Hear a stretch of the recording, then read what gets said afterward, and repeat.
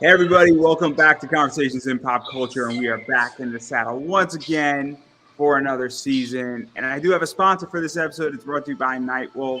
Born into the outcast breed of werewolves known as the Mononoke, 18-year-old Rodney Marcelli is reluctantly pulled into an ancient war between good and evil during a modern time where the lines have been blurred. With the help of Snowpaw, the pure-blooded Monokai, and the supernatural evil slayer Night Hunter, Rod must learn to nurture his newly found lycanthropy and mysterious kinetic energy power that only he possesses, and Rod must fight the Dark Covenant in order to avenge his friends and family and to save the girl he loves from the master vampire, Lord Malice.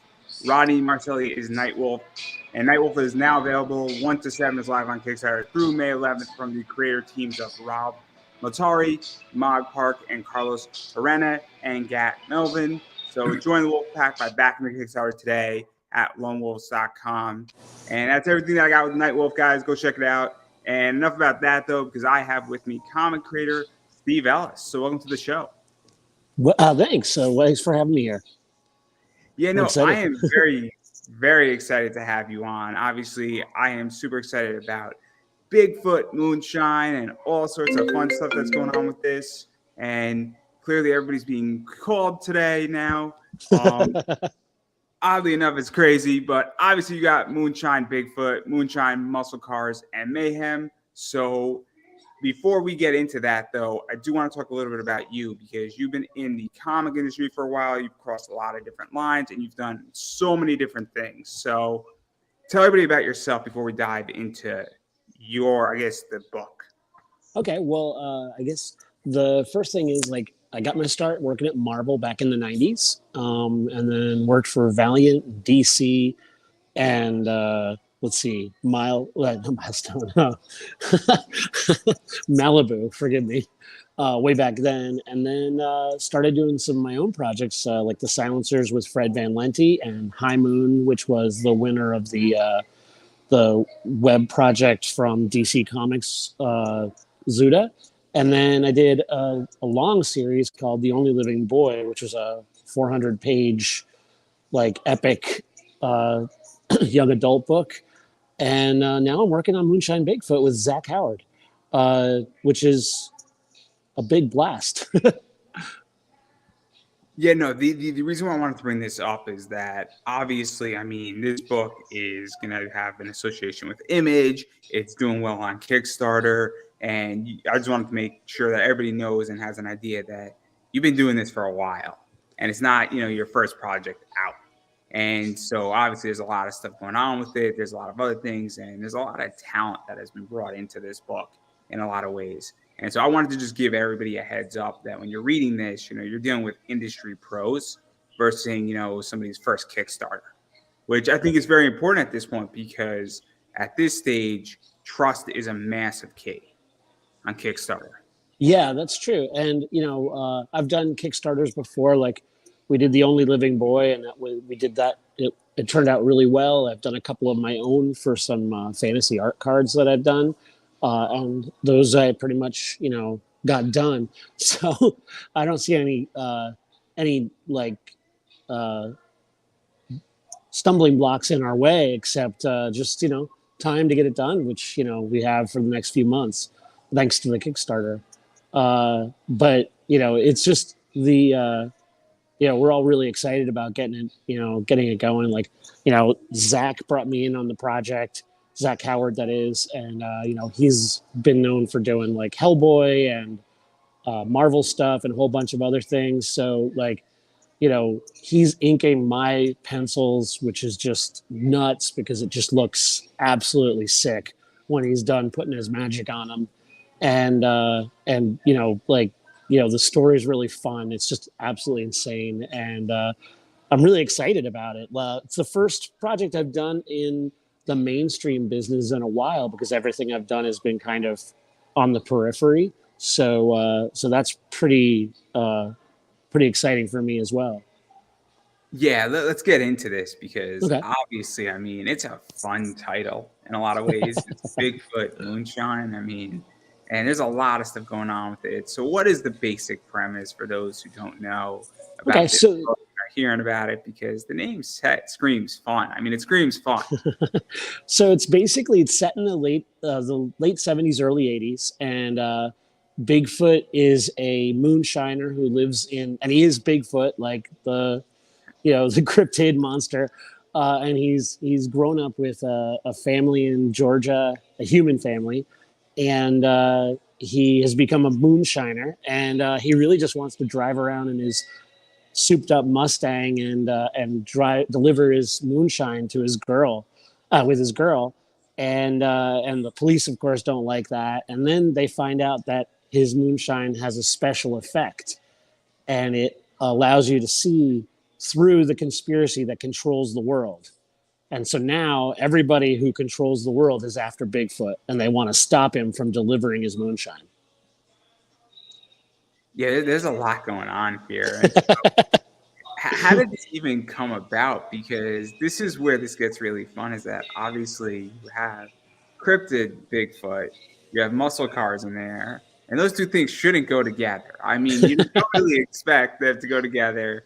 And then obviously you then throw moonshine in there, and moonshine has always sort of gone with muscle cars to some degree, running it and things of that nature. And then, I think you're down south and you're in the 70s, 80s. And so how did this get all there? Because it's a very interesting mixture. Well, yeah, it started with basically the idea of kind of like all the things that Zach, Mike, the writer, and I grew up with. Kind of when I was little, Bigfoot was on TV every Saturday afternoon. They always had the Terror of Bigfoot movie on Saturday afternoon. It was like a real life Bigfoot, coming to. So when I was a kid, I used to go out and make Bigfoot footprints in my backyard to scare my neighbors. Thought I was clever. But it was really part of that. And then we all kind of bonded over the Smokey and the Bandit kind of Dukes of Hazzard thing of driving muscle cars and running moonshine and trying to keep the sheriff off your back. But then the whole idea of, Bigfoot's a cryptid. So the world doesn't want Bigfoot, or the bad guys don't want Bigfoot out there, and they don't want Bigfoot selling something that's going to open people's eyes to the conspiracy. So it's kind of a little bit of They Live, with Rowdy Roddy Piper, you put on the sunglasses, you see the aliens. In this case, you drink the moonshine and suddenly you realize the world is controlled by these bad guys called Big Level. And they don't want that. So the whole, they're in control, and they want Bigfoot basically under their thumb. Yeah, let's get into the story a little bit too, because at this point, I mean, obviously you have Bigfoot, and Bigfoot, just as you said, wants to run his moonshine, wants to be with this girl, and he really wants to just mind his own business in a lot of ways. And he doesn't want any problems. He doesn't really care about seeing the world. He doesn't want a great batch of moonshine. He just wants to run it, make some money, drink it, have a good time. And then he gets thrown into this crazy adventure and this crazy circumstance where it's him, his girl, I think Amethyst, Uncle Pineapple is in there, who is a black market shady individual, but obviously an ally. I don't think he's fighting against Bigfoot, but he might have a vested interest in some of this. And so what is this like? Because you have, the heroes in this story, then you got Big Level, and then you have a third force in there that's just hunting cryptids. And then they're used, and they're kind of Team Rocket, for lack of a better word. Right. Yeah. Well, it's funny because they're kind of so Bigfoot has a lot of enemies. One is the local sheriff, who just wants to stop him because Bigfoot's running moonshine on this land, but no one believes him, and no one's willing to give him money to hunt down Bigfoot. And then, of course, there's the local group called ABFATCH, which is the American Bigfoot and Alien and Cryptid Hunters. And they've got rumors of Bigfoot. They heard he's in the swamps, so they're going after him.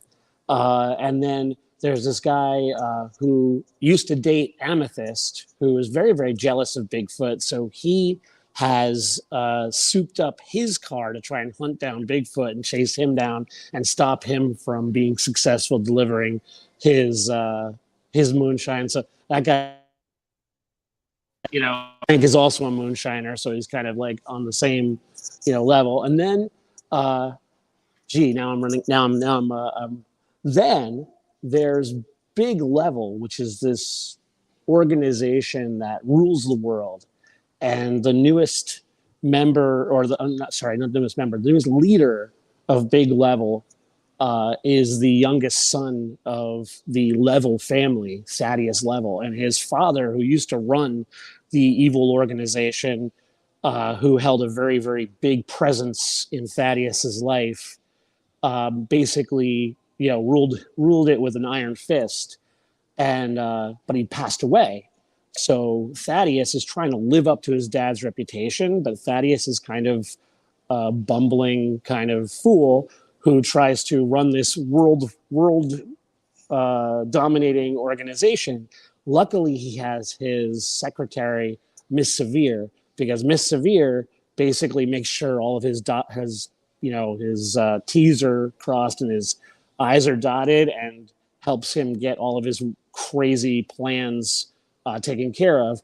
And there's also his grandfather, who used to be the leader of Big Level, who just aged out of it, who's basically always telling him how Thaddeus never can live up to his father or his grandfather or anybody else, and is putting him down. So Thaddeus has some, he really has to prove himself in this job. So he's really focused like a laser on catching and stopping Bigfoot from releasing the moonshine to the world. And Uncle Pineapple, who you mentioned before, is basically Bigfoot's dealer. He brings the moonshine to Uncle Pineapple, and Uncle Pineapple used to be a kids show host, and he has a talking emu that he talks through on his hand, and the emu actually runs the business, and Uncle Pineapple's kind of drunk. But basically, the puppet runs the business while Uncle Pineapple drinks his way into oblivion.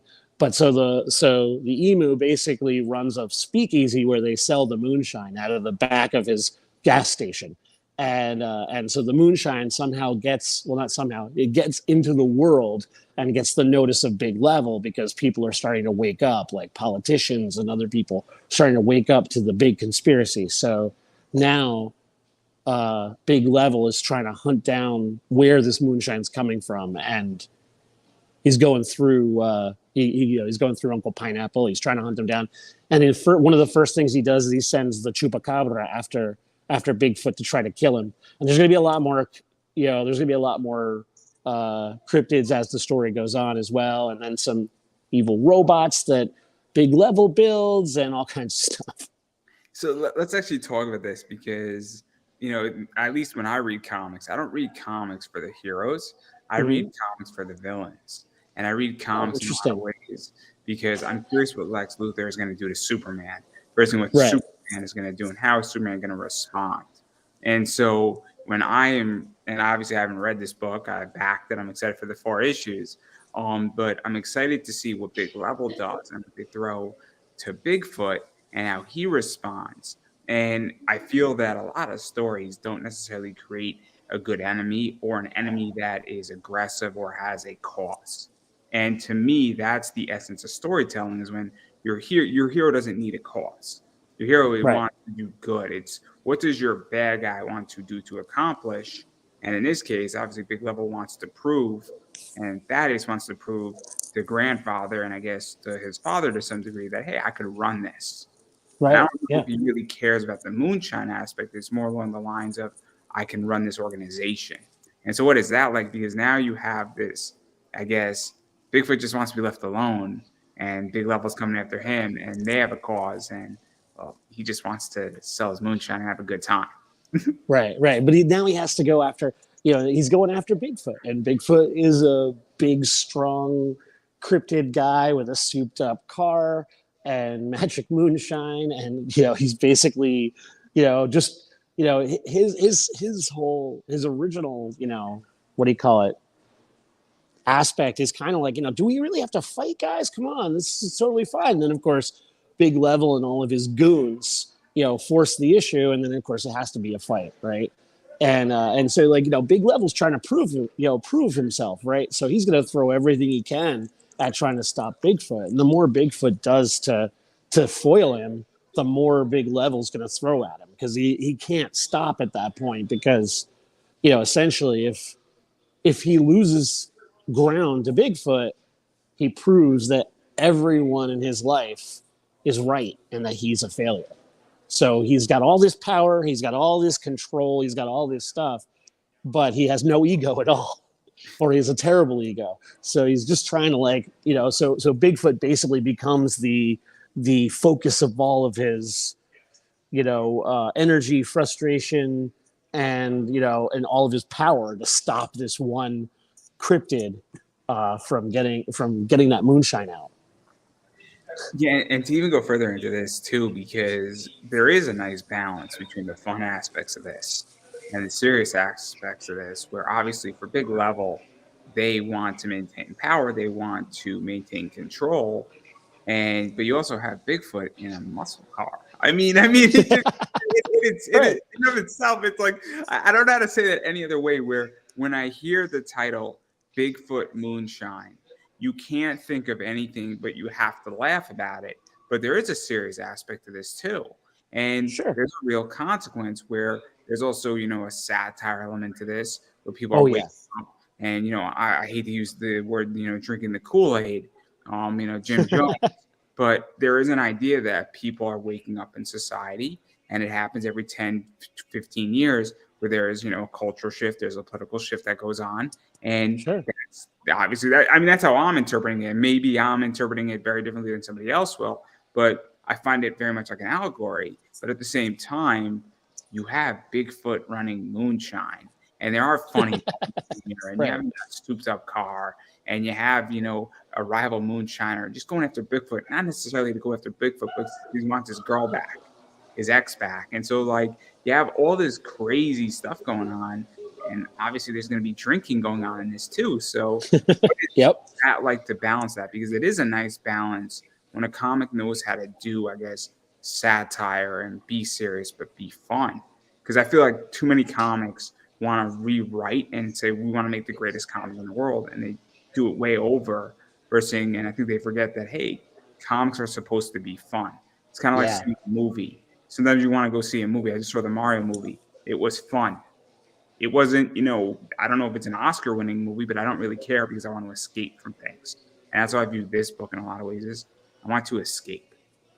Yeah, well, I mean, there's certainly there's a lot of comics that are super gritty, and there are a lot of comics that get political and serious about stuff, and then and what I think is fun about like Moonshine Bigfoot is that we can have our cake and eat it too. We could talk about that feeling that I think a lot of us have, that there's some big organization or whatever that's controlling things, or a group of organizations that's kind of pulling the wool over our eyes. But we can do it right, exactly.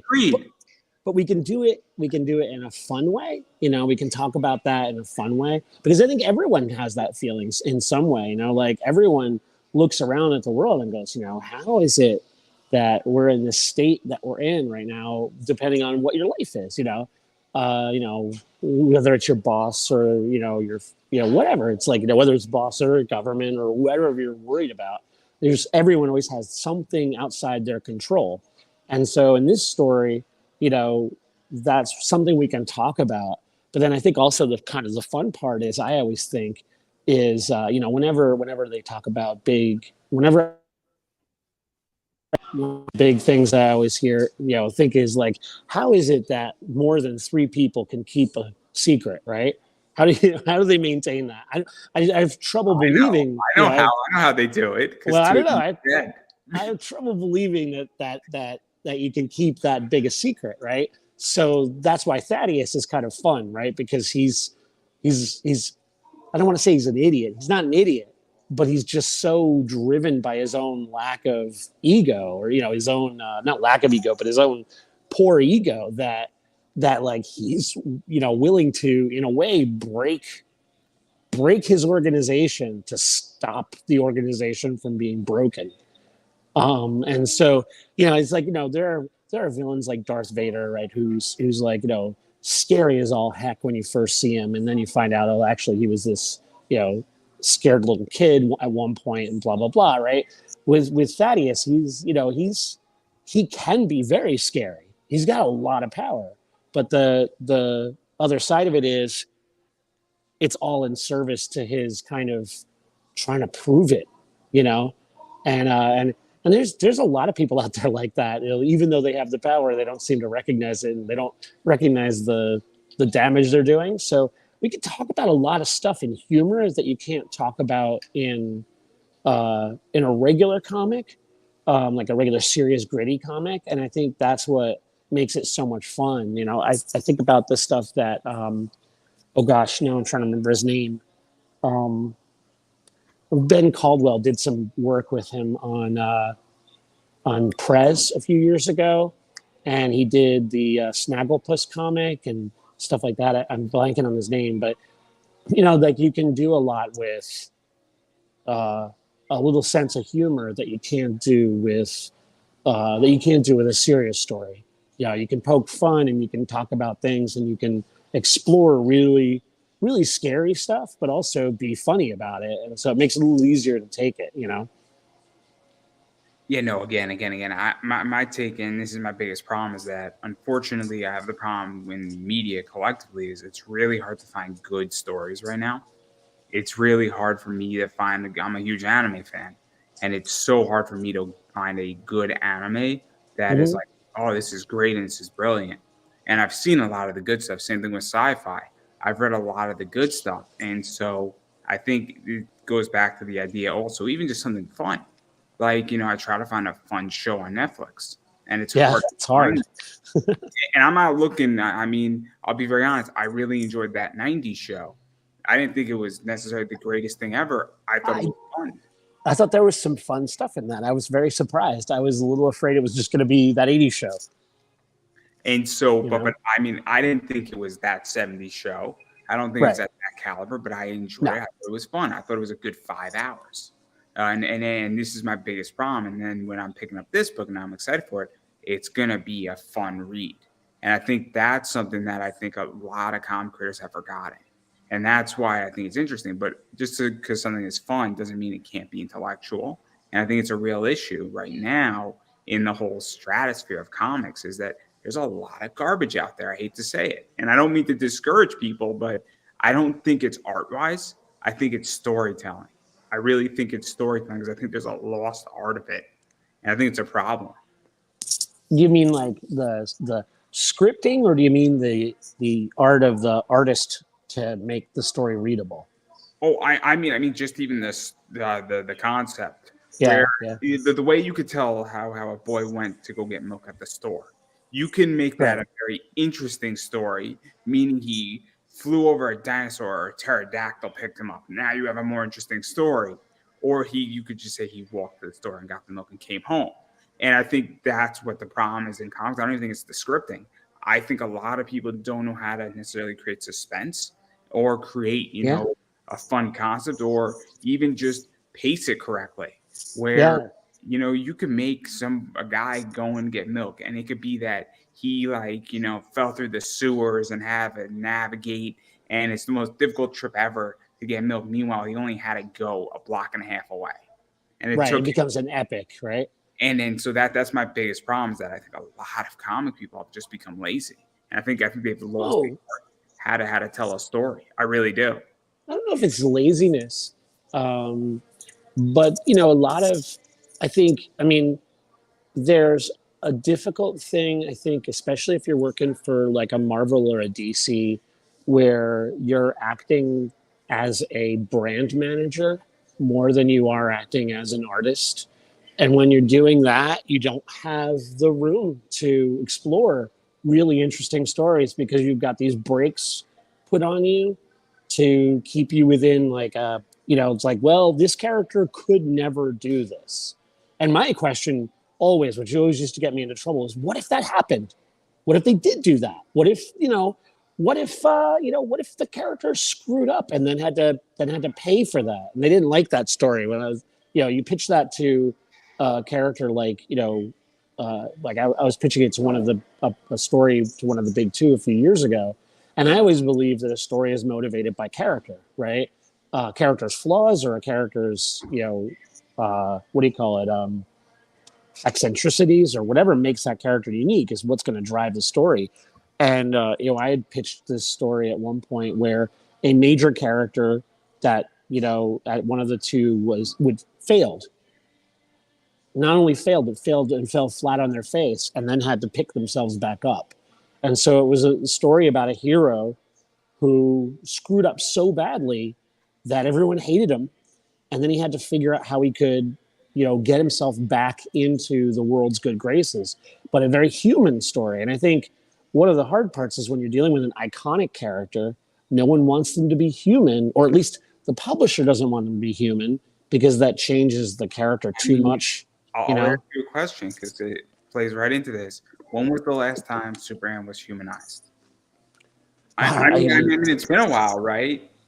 I mean, it's hard for me to say because I don't read all the Superman books, but like even I could say about like Batman being human, because Batman is human, right? And sometimes you look at him and you're like, okay, he's this multimillionaire dude whose parents died when he was young, but now he's like what, 40, and he's still dealing with that apparently, and he's still running around fighting, beating up everybody. He's got all the money he could possibly have, and he's really just fighting a problem with his own rage most of the time, not to become just as bad as the other guys. And that's not a story that we necessarily all can relate to. Very few of us are multi-billionaires who can enforce their will on the poor people of Gotham. Like we just don't have that. So I think part of like the thing about creating a character like Thaddeus or creating a character like Bigfoot is to find something in them that makes you feel like them, like they're someone you can meet. And so Bigfoot is just a guy you would meet who's just kind of trying, brew his beer or whatever, and doesn't want the government to come and, tax him or whatever, or doesn't want, Anheuser-Busch to get in on his business or whatever. He's just trying to make his thing, trying to do his thing and live his life. And then, Big Level is just this, Thaddeus is this guy who has this big ego problem with his dad. And that informs the whole story is, like, who is, what is it to be someone who has absolute, incredible power, but then doesn't have the self-worth to be able to activate that power, and people, and that's very real to a lot of people dealing with, that kind of thing, like, someone in their family that doesn't believe in them or whatever. So it's finding a character that, and that's always one of the characters, because, like, what problems does Superman have? Like you said, maybe, and then you end up with, at a certain point, it's real difficult to find a story that drives that. And then you end up with, let's kill Lois Lane. And then he'll get really angry and kill the Joker and go insane. But that's also not really human, because most people don't do that. Like, even if your family was murdered, most people wouldn't go murder the murderer, right? So it's this whole, they're not reacting the way that humans react, This is why I stopped reading the big two for the most part. I mean, the only thing I'm reading in DC right now is Justice League Ruby, because I think it's fun, and that's my whole thing, is that it's a fun comic. Well, did you ever? Oh, sorry. Speaking of Justice League, did you ever read the old Giffen DeMatteis Justice Leagues? I've read some of it. Oh man! So one of the greatest things about that book is, at least for me when I was reading it, is it's funny, but it was also serious, and it was lighter at first. For a long time, it was lighter. Batman was in it, but it wasn't like too serious.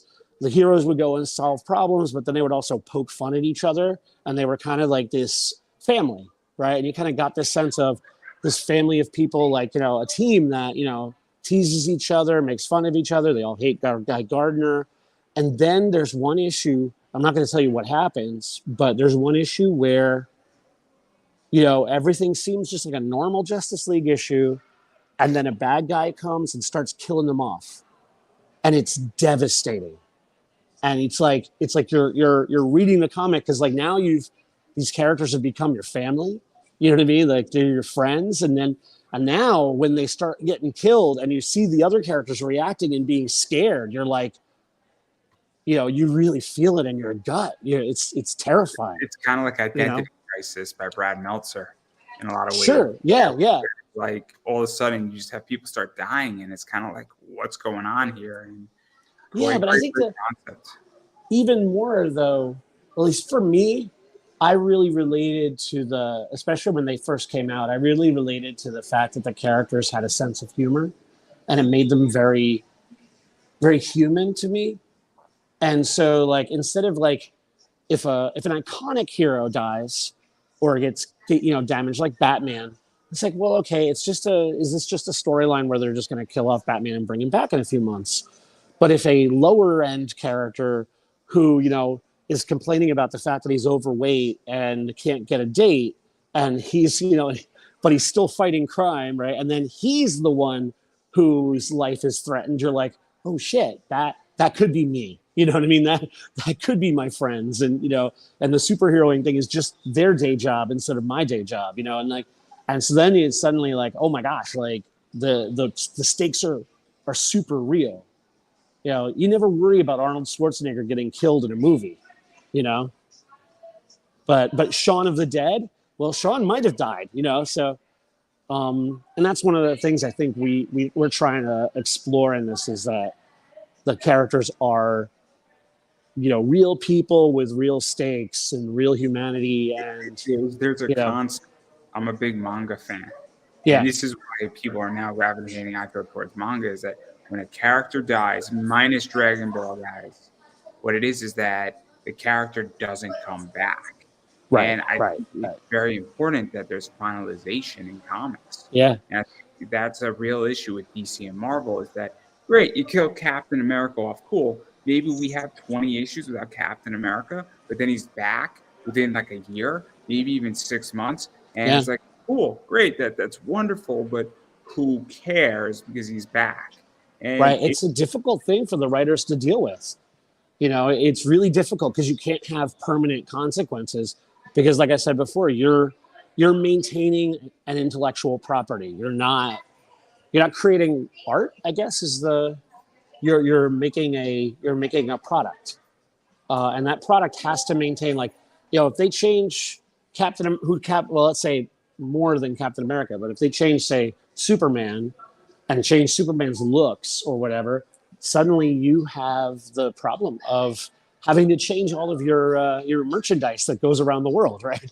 You know, so you can only change it for a few months before you got to reset it back to Clark Kent and Lois Lane and all that other stuff. You know, it's too much of a economic driver, and not as much of a story, you know. yeah, it's a problem I don't want to have. Well, you know, yeah, no, I really believe in, like, I really really love stories, especially I like stories about the underdog.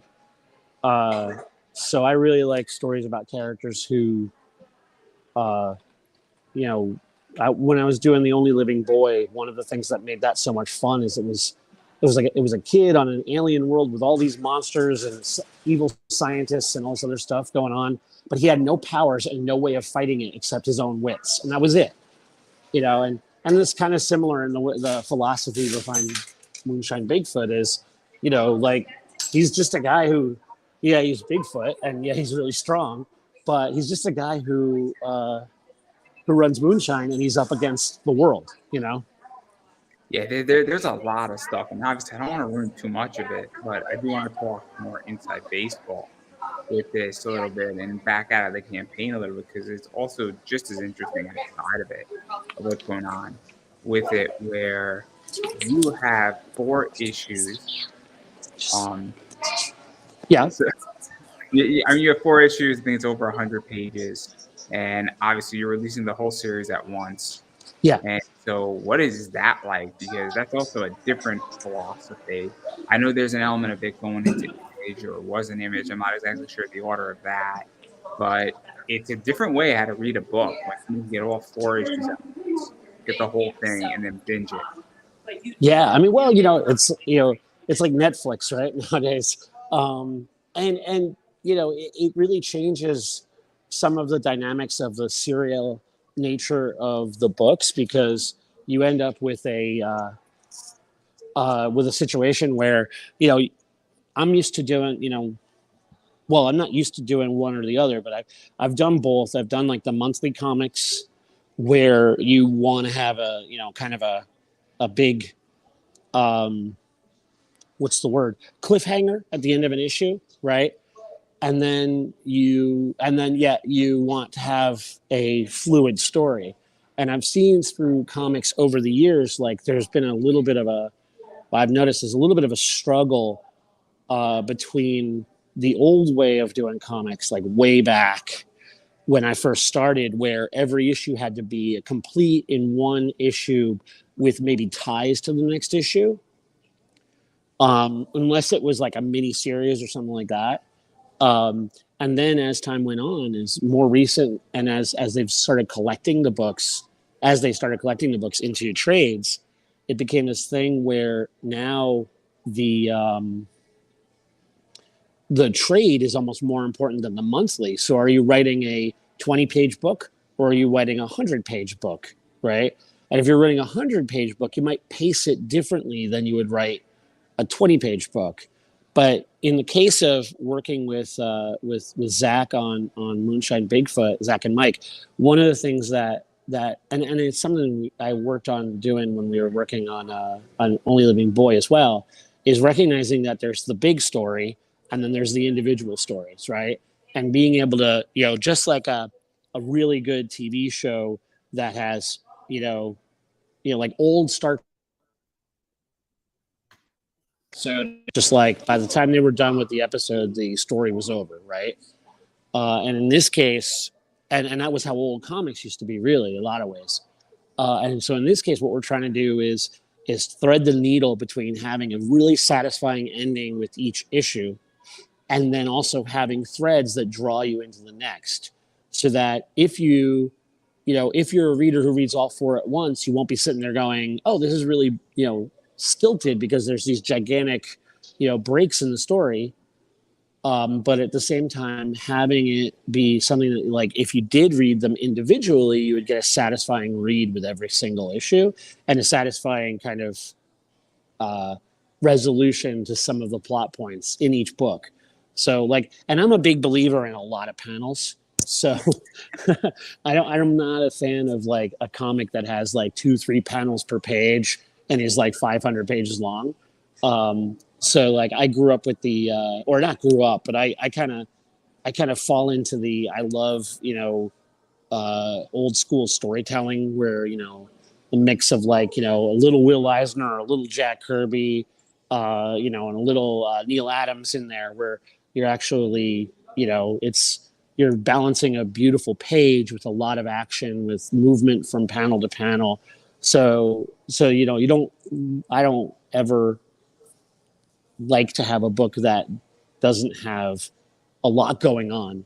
So what I hope is that when you get all 4 issues, you're going to get a really dense, exciting story.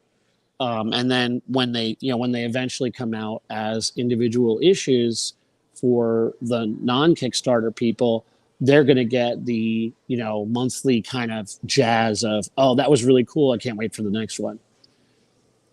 Yeah, to even talk about that too, because obviously, and correct me if I'm wrong at any point, there is the Kickstarter version of this. Mm-hmm. And so obviously that's almost like a preprint in a lot of ways.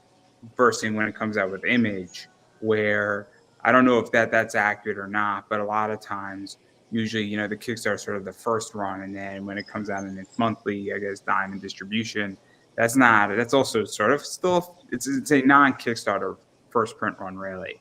And so what Right. is that Yeah. like? Is I guess the Kickstarter is where you can get all the exclusives, because a bunch of the stuff that some of the variants I would imagine are not going to be in Image and in Diamond and things of that nature.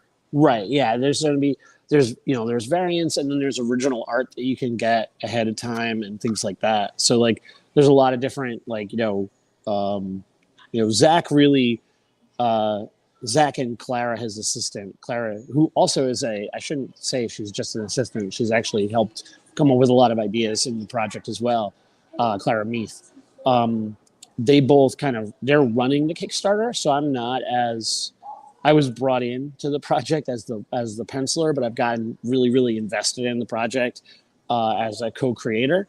But they were like, "We'll do the Kickstarter, and you work on making the art." So they've been focusing on that angle of things. So What is that like what? for you? Because Kickstarters are hard. I ran a Kickstarter. Yeah, They're difficult. They're exhausting. And I had a lot more time last time I ran a Kickstarter. And I don't know how I'm going to do it with like a 9 to 5. I don't know how yeah. people normally do it. It's a tiring thing. I don't care if this is your first or your 100th Kickstarter. There's no way in hell they're not tiring. Oh, it's a marathon. I mean, it's like, I've done ones all by myself, and I've done one with small companies working with me and stuff. And then this one's a totally new one because I'm helping, but I'm not a main runner of the Kickstarter.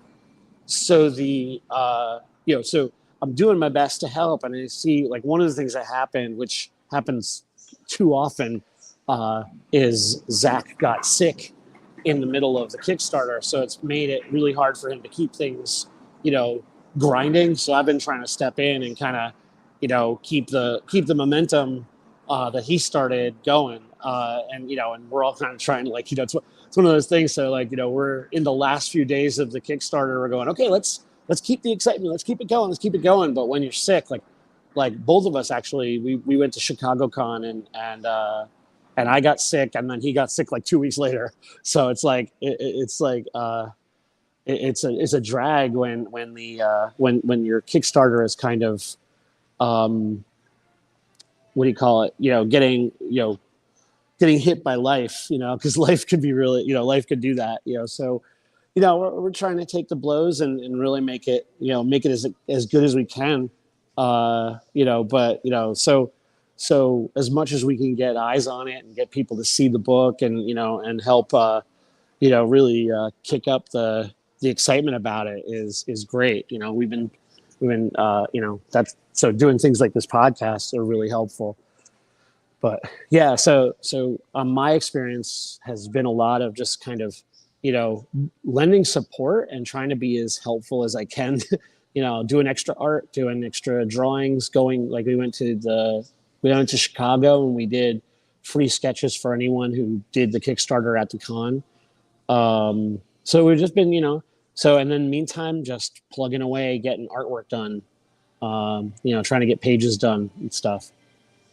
Yeah, and then also to go even further into this too, I mean, obviously, I mean, there's 4 issues, and that's a lot of pages, that's a lot of artwork, and I think a good chunk of it's done, but also a bunch of it is not.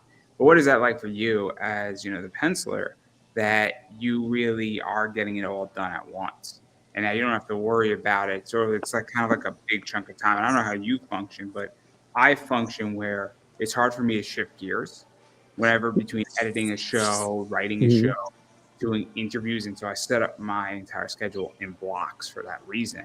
So I don't know if that is how you function or if.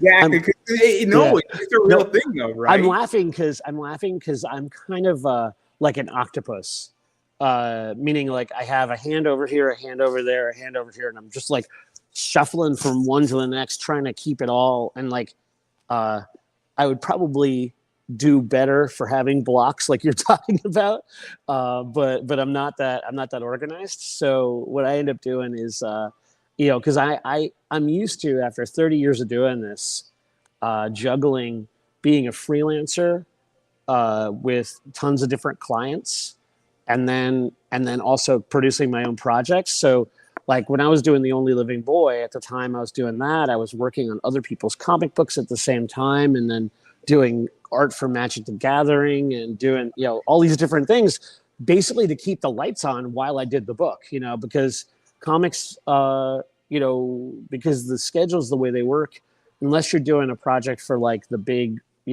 two, you don't have a consistent income for a project. The one nice thing is the difference between this and say something I would be doing for Marvel or DC is Marvel or DC, I'd have 3 weeks to get all the pencils done for a 24-page book. So that would mean over the course of 12 weeks, I'd have to have 100 pages done, right? Is that right? 3 times 4? Yeah, 12. So that's a tight schedule. So what's nice about having this, coming out early with the Kickstarter, it gives us a lot of time to get our act together, so that by the time the books are actually hitting the stands, so that the fans get the Kickstarter people get the books, and then the books hit the stands.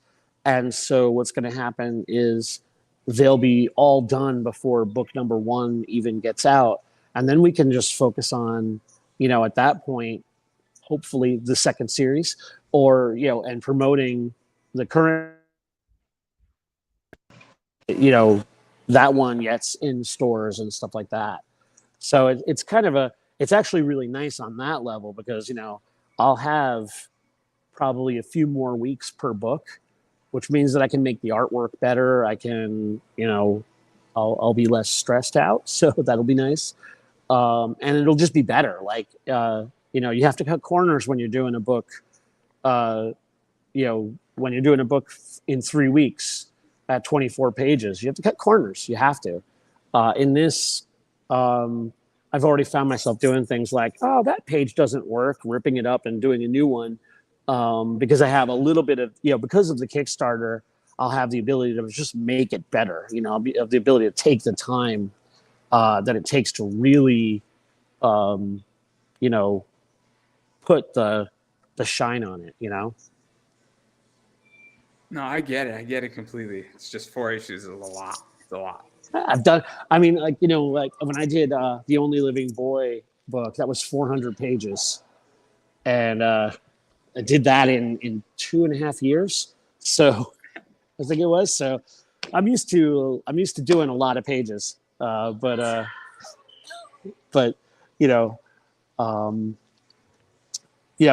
sitting there and drawing is the easy part for me. It's all the rest of the stuff that's hard. And then obviously I want to back out because of that. And then I want to touch on one more thing before we talk about some words. And the other thing that I like about this, and I'll be very honest, it's part of the reason why I backed it, is that it's rather affordable for 4 issues, where I think it's 15 or 16 for 4 issues. Yeah. And I think for me, I'm in the US, so it's $10 shipping, which isn't bad, all things considering, given how everything is else. So it's like 25, 26 bucks collectively, which essentially is the price of Burger King, in case you didn't know anybody. If you get like a Whopper meal, it's pretty much the price. So if you can't afford the book, just don't go to Burger King for a week, and you'll be better off in many ways. It's 5 cups of coffee at Starbucks, right? I mean, the great thing is, like, and it's funny because if you do look at a lot of Kickstarters, even newbie creators will charge like $20 for a 24-page issue. And we were thinking about, it's called pricing me out really quickly. Yeah. But I was amazed at how like, because I was looking around when we were doing it, and I was like, wow, like they're charging, like I said, like $20 for a 24-page issue. And maybe that's because they're getting people who are outside comics to really focus on it, and they don't know what the pricing is like in comics. I don't know. I don't think it's that. But, I think it's that. I think it is that. I think that they can't afford to charge less.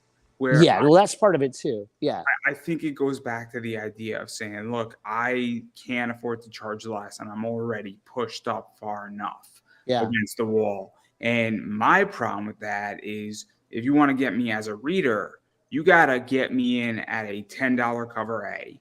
And then you Sure. can have your nice variants that go all the way up the wall, and that's fine. But I would not be a buyer if this was $60 for these 4 issues. I would Exactly. Yeah. probably pass. Nothing against Yeah. your art, nothing against anybody. It would just be a little too pricey for a concept that I was legitly scrolling through Kickstarter and seeing. Like, if that makes any sense. Like, I Yeah. mean, it would take a lot more to convince me. But at 15, I'm like, I'll take a flyer on it. Sure. Sounds like And that's something that, like, that, like, that I my that's one of the difficult things, right? Had we charged what other people charge for the books on Kickstarter, you'd end up with one. We probably would have made a lot more, but we'd have a lot less people, right? Or we make the same amount on the Kickstarter with a lot less with a lot less people.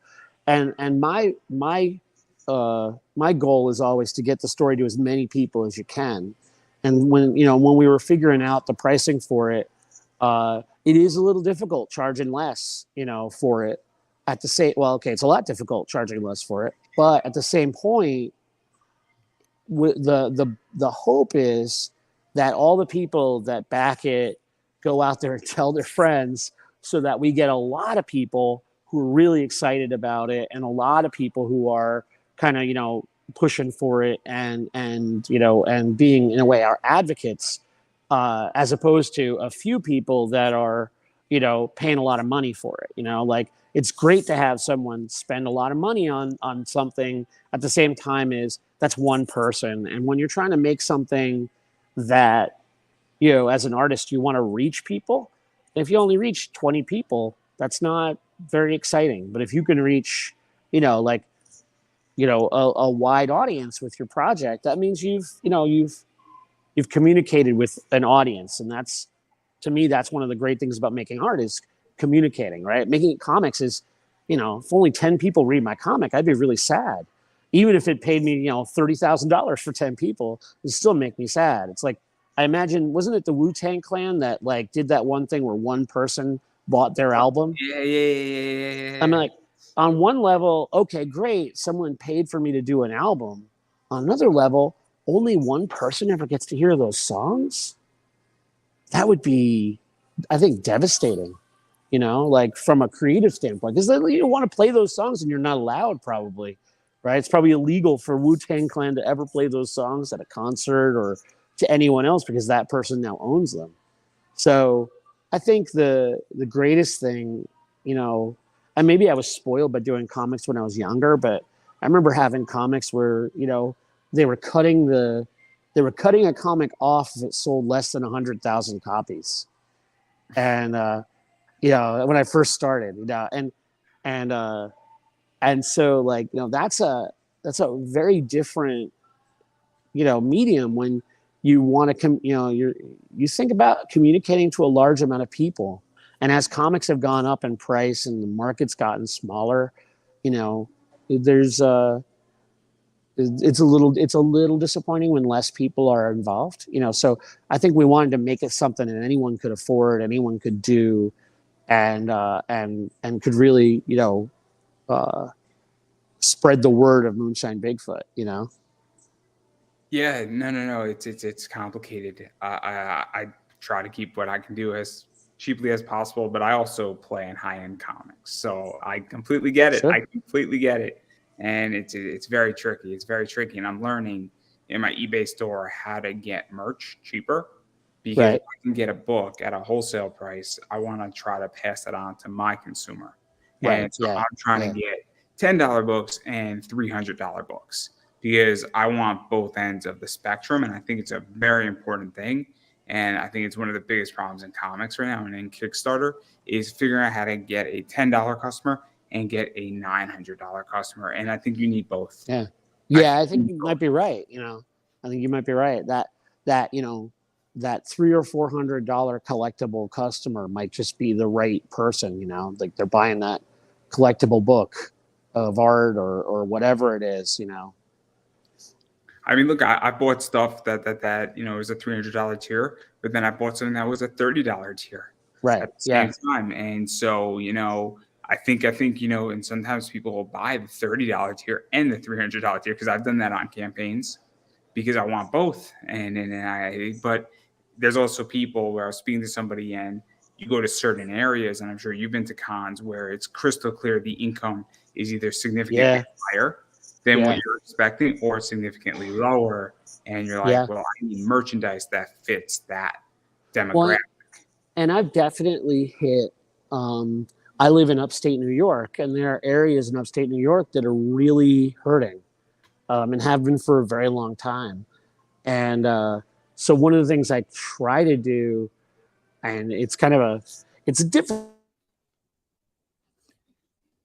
one show, and you say this item is $20, and you go to another show and say this item is $5 because you know the area doesn't have the money, you know. Um, that that's kind of sticky, you know what I mean? But it's something that I've hit where like I've gone to shows where I'll sit there and I'll say, oh yeah, this comic is this 100-page book is $10, and they're like, oh, I can't buy a 100-page book for $10. I'm like, but a regular comic is $5 for 20 pages, so then I'm like, okay, well, what did it cost me? And so maybe I sell it for cost at that show, just to have more people read it. I think that hopefully I like the idea that if I get my work out to more people, even if I'm not making a lot of money on it or whatever, eventually it'll pay back and keep me going. And that's actually helped. It's actually worked.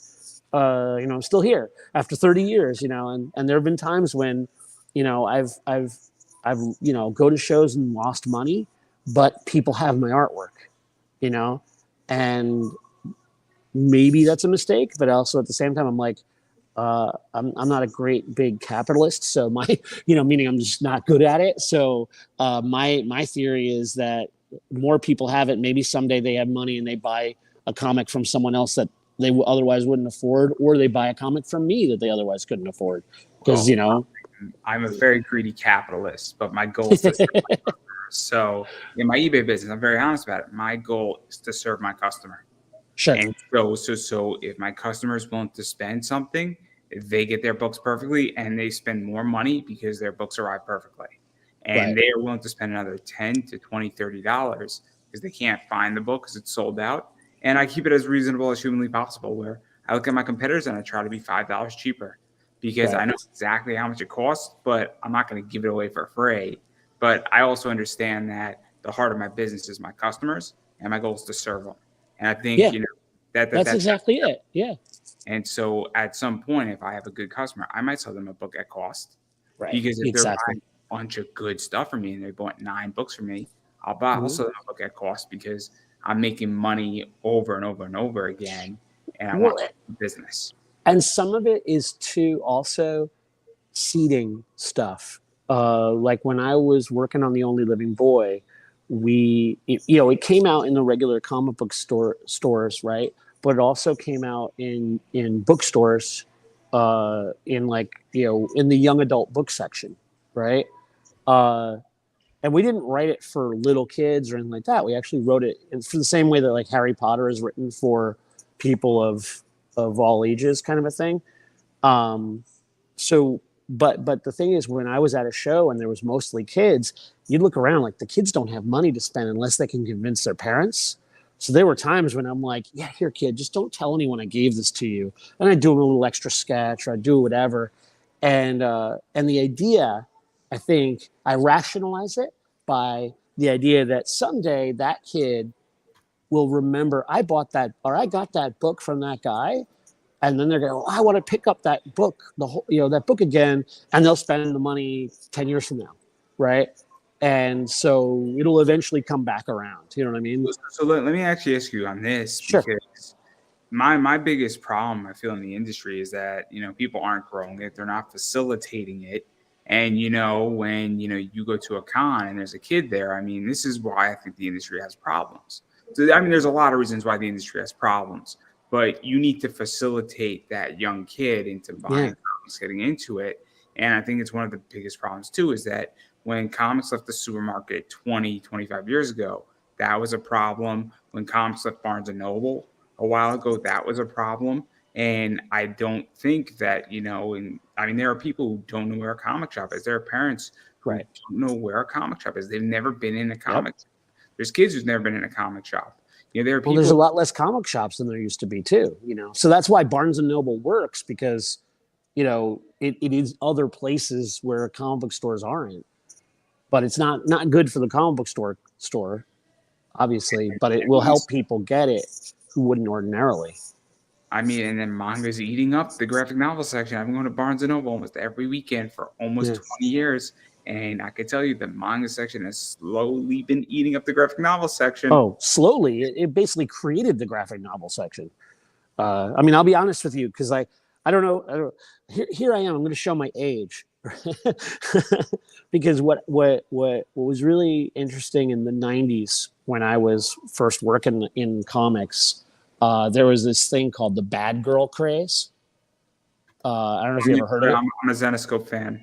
I'm a Top Cow fan. I'm well aware of bad girl. Okay, all right. My business is based on it. It's crazy. Yeah, but at that time, so like if you go to a Reed Pop show now, right, there's a mix, right? In the late 90s, there hit a point where I was at a con where they basically had strippers on the floor of the convention. And now here's the thing. I'm not against having like, Vampirella in her tiny little outfit. I mean, when I'm talking about every single booth had a booth babe in a tiny little outfit selling their comics. It just doesn't happen anymore. But for a while, it was every single company, every single person who had a show. That's what they were doing. And so what started happening, and I saw it real quick, was moms, especially, and dads didn't go to comic book stores or comic book shows because they seemed more like porn shops than they did like comic book shops.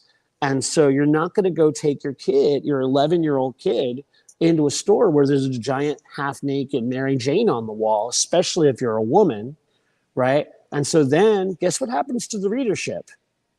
The 11-year-old kids who were like the prime market for comics, we lost like 2 generations of comics readers because of that. And we've never really gotten that back. And it was it was one of those short-term gain, long-term loss kind of situations where on the short term, it looked really great. You made all this money at a con. For the long term, comics got this really bad name. And then what happened with manga was manga kind of swooped right in. At that moment, the Viz and some of those other companies like Simon and Schuster and the book companies came in and they put manga on the shelves of Barnes and Noble. Well, Barnes and Noble is quote unquote safe. It's not a porn shop, right? So parents, oh yeah, go ahead, read the comics, right? So the kids go over, but they didn't have graphic novels because no one was collecting American comics that way at the time. So the only comics to pick up were the manga. So, suddenly you had kids laying on the floor all over Barnes and Noble reading manga, and there weren't any graphic novels to read. There were maybe a few, like 10, and it took like the comic book industry like 5-10 years to figure out that they needed to get into the bookstores and start collecting the books. So it was a very weird, it was a moment when the comic book industry, I feel, really hurt itself really badly. And one of the things we need to recognize is that, someone who gets addicted to a comic when they're 11 will be reading them when they're 50, But if you try to sell the book to the 50-year-old, they're going to die in a few years. You got to get that 11-year-old to read comics.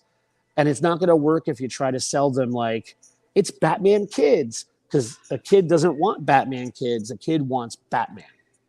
And they want to believe that they're reading the biggest, toughest, scariest, most hardcore. I think it's one of those things where, so I did, when we did The Only Living Boy, the whole idea was let's do something that reads like an adult book, but can be read by a kid, you know, and you know, Moonshine Bigfoot's a different animal. It's for a different audience, slightly older audience. But there's nothing in it. I don't think that that you couldn't like a 17-year-old boy or whatever couldn't, or a 17-year-old girl couldn't enjoy. You know what I mean? Like, and maybe not an 11-year-old. But the idea is making stuff that tells really good stories, that reaches wide audiences, and and hopefully meets people where they are, so that they fall in love with it too. Because I don't know if people are in love with Captain America as much as they used to be. I don't think they are. I don't think they are. I think it's getting to the point where people are fed up with Big Two, and it's because there's very few original ideas there. And I mean, you said it, where it's a brand. It's not a comic anymore. Yeah, it's a brand, and I think also people are just fed up. I mean, I pick up a lot of store exclusive Marvel wise, but I don't read it. I mean, the only thing I read was Rogue and Gambit, and that's entertaining to me, but that's it. I mean, I haven't read a DC title beyond Ruby Justice League, because that's 7 issues, and that's just fun, and it's not canon, and it's kind of fun to see an anime and the Justice League team up. It's kind of a fun story, you know what I mean? It's an escape, and it's beautifully done, and the covers are sweet on it. So I find myself following writers and artists. So, like, if I know the writer and the artist on a book, that means I'll probably like the book.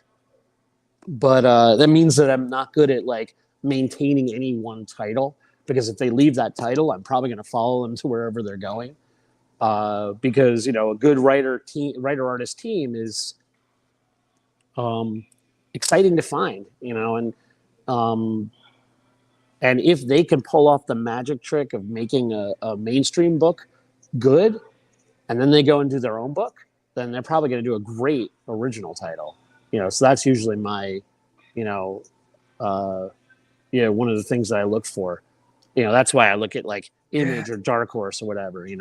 I'm torn on some of this, because I follow writers too, and sometimes their work is really good on their indie titles, and it's not so good. Yeah, well, I mean that's gonna be, that's just humans. Like humans. How many times does a single film writer / director have hit it out of the park every single time? There's always a stinker in there somewhere. With the particular writer, I don't want to name who it is because he follows me on Twitter. But it's either really, really good or it's really, really bad. There's no middle ground. But the stuff he does is good. He's got 2 or 3 really good titles out there, and he's got a few bad ones. So that's hard being an artist, because you do a creator, artist, whatever. You do your best, and you hope for the best, and the thing is, like, everyone who makes these things, like, I've heard people say, oh, they were slacking. And I'm like, I don't think I know any creator who slacks. It's just, maybe they had a shitty month, but they always put their heart into it, like, because it's not a job you can afford to not put your heart into it, because everyone's looking, I think my theory is that sometimes somebody tries something and it's just a bad concept. And, look, I do 120 to 130 interviews every single year. There's going to be failures. There's going to be successes. It's just the rule of numbers. And there could be a million reasons why. It could be that I should have zigged when I zagged, and I get it. And so if you view me based on one interview, and you're coming into my show for the first time, and somebody wants to critique it, you should probably take a look at 10 or 12. Yeah. Don't just look at my one image and say, or my one comic and say, you're good or you suck. It's like, well, maybe I hit it out of the park on that one you saw, and then everything else I do is a stinker. I mean, it could be, I could have a terrible batting average, or, you're lucky enough to have to hit it, to get on base every time without hitting any home runs. Sorry, the baseball analogy just kind of I'm a big fell in baseball. there. I'm a big there you go. I definitely, Oakland won last night. Thank God. It wasn't against the Mets, was it? What? It wasn't against the Mets, was it? No, the Mets sweep them like 2 weeks ago. Oh, okay, good. Sorry. No. I'm a huge baseball I'm fan. I really enjoy baseball. I enjoy gambling on baseball more than really. anything. I'm a I've terrible lapsed baseball fan. I used to be a huge Mets fan, and we moved to an area where I couldn't get the games anymore. I used to listen to it every day on the radio, and then I couldn't get that anymore, and it's just like I've just fallen out of it. they're a good team. They're a good team. This I, year, I'm a Mets fan, and it's fun, and they're doing all right. And their Japanese pitcher is a beast. yeah. He's a beast. I always I used to live in Brooklyn, and so you were either a Yankees fan or a Mets fan, and I just couldn't get into being I was already a Mets fan. I was a Mets fan, tried and true from when I was a little kid. But when the Yankees would go into the World Series and the whole town would be excited, I was always like, I just don't know if I can root for the Yankees because they weren't the underdog. They were always winning. So they always win. So I can root for the Yankees if they're not playing the Mets. yeah. I can't root for the Yankees if they're playing the Mets, but if the Yankees are in the World Series, I'm rooting for the Yankees. It's not like I'm a fan, but like I had trouble with that because for a long time they were winning like every year, and I was like, okay, can we get some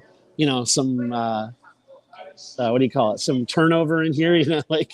I must say though, when Boston beat them, I think what was it like in 4 games, and they broke the curse. Yeah, it was so sweet. It was so sweet. Yeah, that was brilliant. I mean, like in a way, like the Yankees kind of became the evil empire for a while, and like someone had to take them down, and it was good that it was the underdog, right? I don't know. Like I said, I'm a big fan of that story. I forgot who said it really well, and it was a John Cena reference, and he said to John Cena, "You become the New York Yankees." And it was brilliant. Oh, wow. John Cena's from Boston.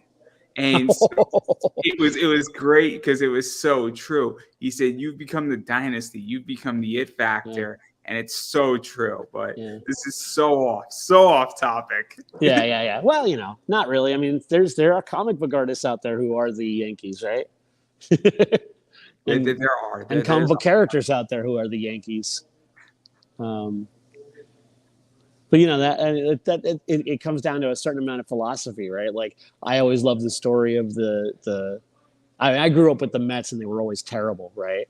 So they were always terrible, and then they won in '86, and that was like the greatest thing that ever happened in my entire life, So like, I mean, they went through my entire childhood. They were the worst team in the leagues frequently, and then suddenly they win the World Series out of nowhere. It was like what, the whole world changed, So I love that story. Like, it's a story I keep, it's Luke Skywalker blowing up the Death Star, So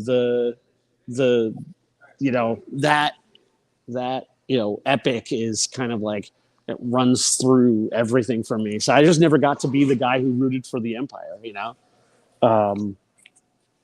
it's just, the crazy, the way it is, So I tend to have that in my stories, a lot. Yeah, and then obviously just going into rewards a bit. Obviously, sure, yeah. There's the gas money thing, which is just throw like $1 at it.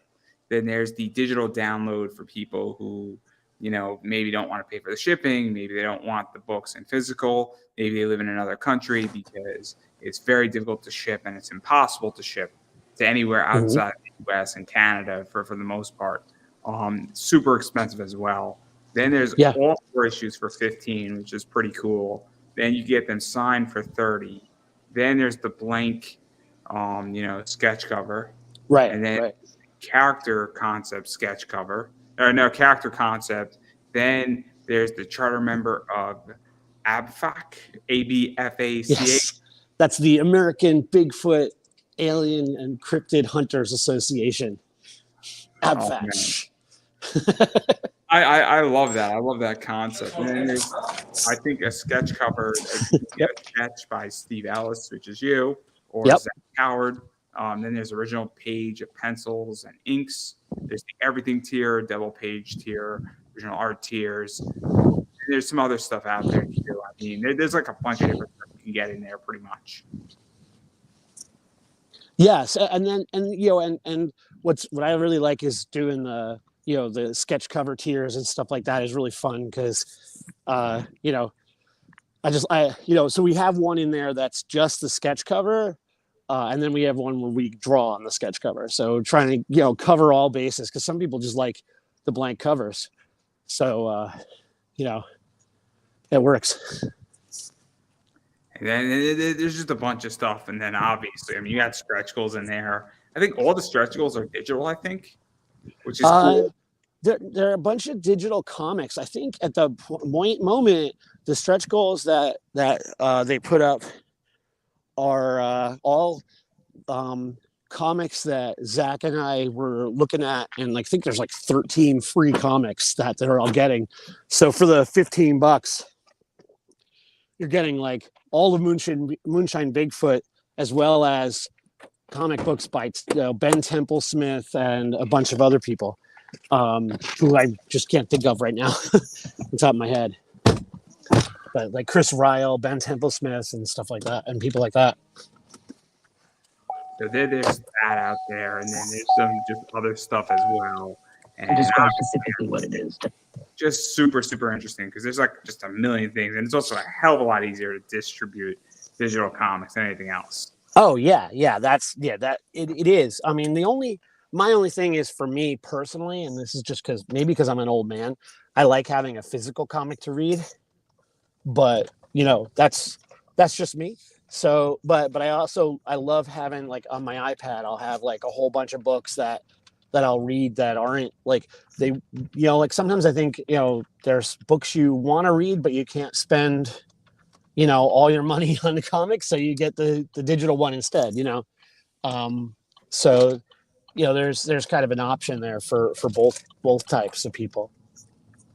I agree. There's also books I don't want to own physically. I'll be very honest.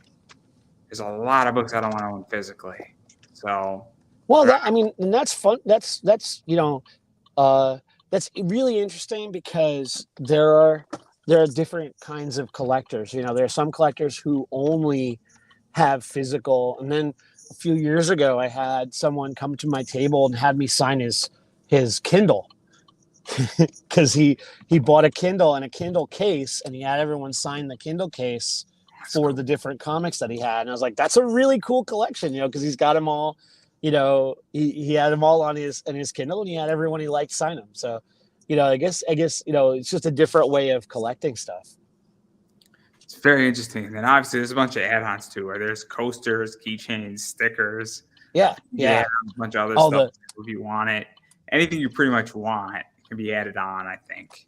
Yep, there's a poster, done by Zach and I, and there's a whole bunch of stuff. There's, like you said, like the keychains, mugs, and and really fun, fun merchandise because the logos are really cool and the characters look really great.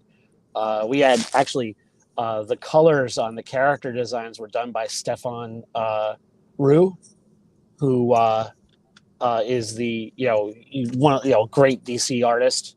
So that's really that was really exciting. And then we're gonna have Nelson do the colors in the book, and he's amazing. And I'm blanking on his last name. I'm sorry, Nelson.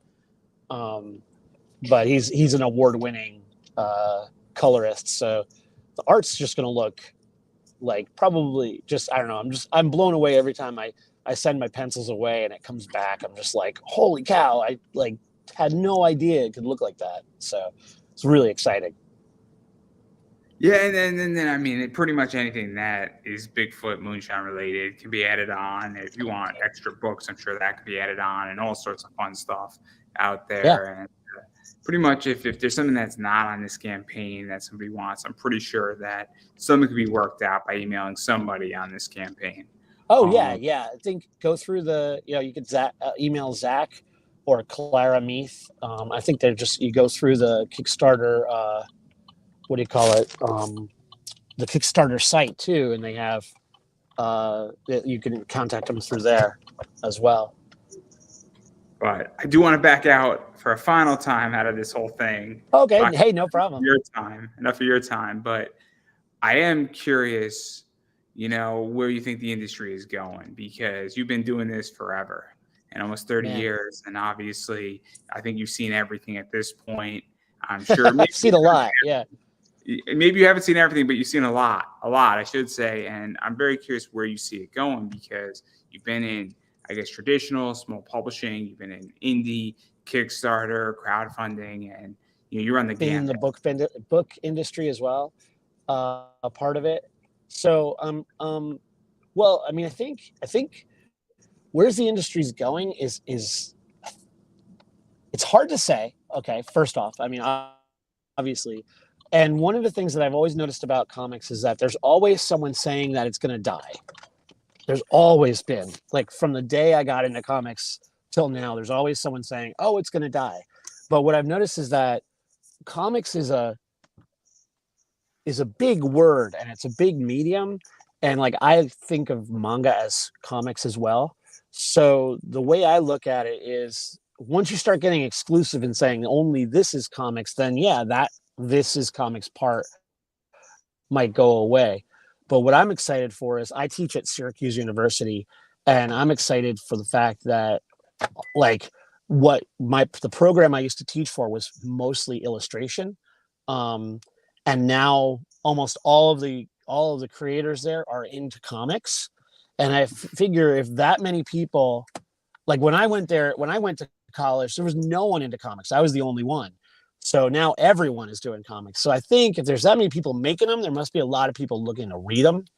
And so I just think it's that comics is everywhere and everything. And I think it's going to become very individualized to the creators, meaning some people are going to do a webtoon, other people are going to be on Tapastic, other people are going to be working through Scholastic books, other people are going to be going through Image or publishing an indie or doing a Kickstarter or doing, like, so what I think is that the business that it used to be, that was just these two big companies pumping out stuff through a single distributor to all these stores, is going to be only an aspect of how big it is.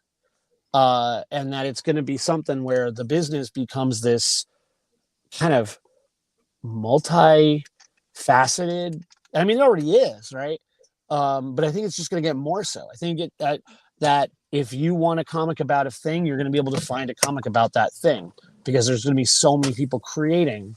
And I think it's really exciting, because from an art standpoint, it means that there's just going to be a lot of different materials. From a big corporation standpoint, it might be scary, because they won't be, the people that are always saying it's going to die are usually the people who are working in that big corporate version of it, because they're always looking at, how do we keep the money people happy, right? But if you're looking at it from a creative standpoint, I think, and you're looking at it from a small standpoint, like you and your team are trying to keep a book afloat, I think a small team can keep a book afloat and keep it going through all the different avenues. So I think it's really exciting on a lot of levels, because it's, I mean, for lack of a better word, it's democratized, and that probably means that no one's going to be selling 100,000 copies of their book, but it means that a lot more people are going to have books. So a lot more people who couldn't previous.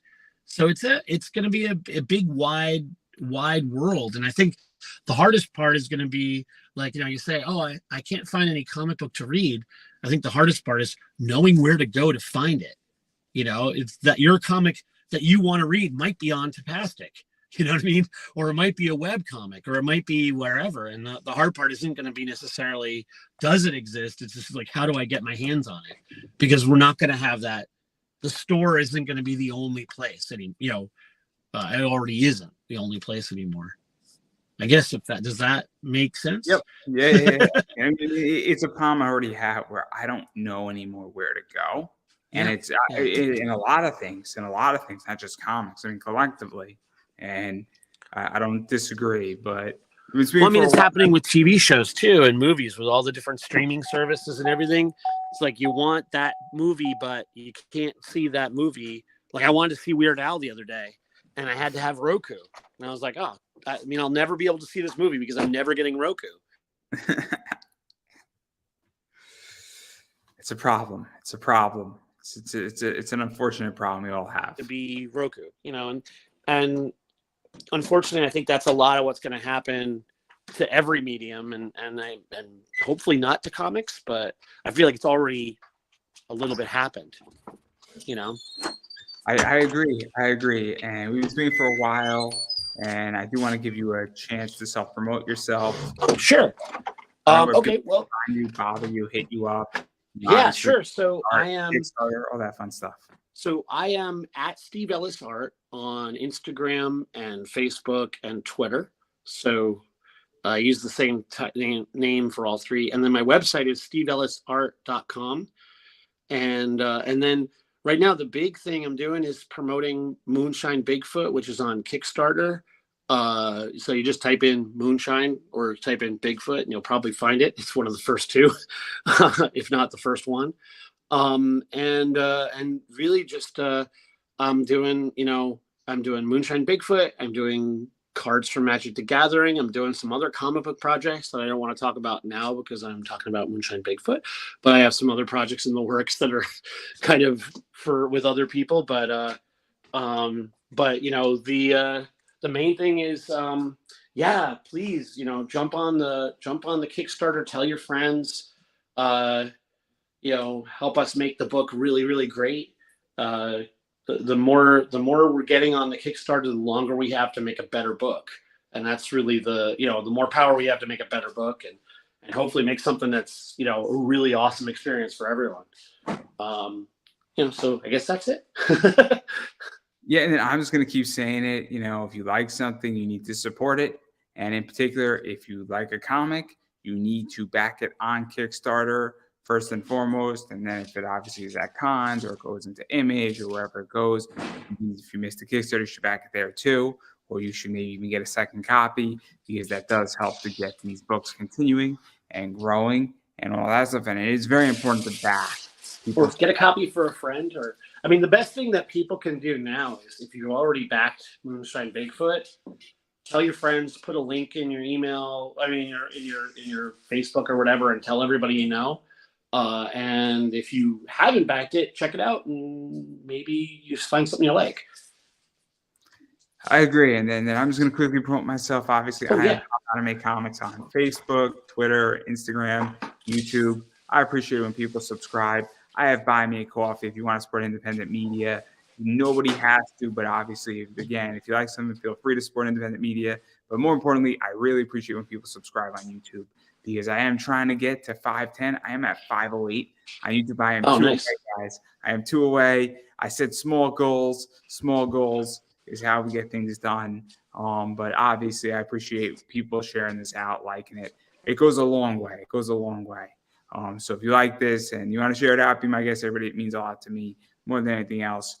And then my ad rates are up there if you want to advertise on this show. And then Night Wolf, I'm speaking with Rob Matari tomorrow, so that's going to be fun. I'm sure he's going to correct my ad at some point. So I'm looking forward to that. But yes, go back Kickstarters, guys, is the point. And on that note, I'm going to give you the final word. All right. Well, I guess thank you very much. And support Moonshine Bigfoot. And that is a wrap, everybody.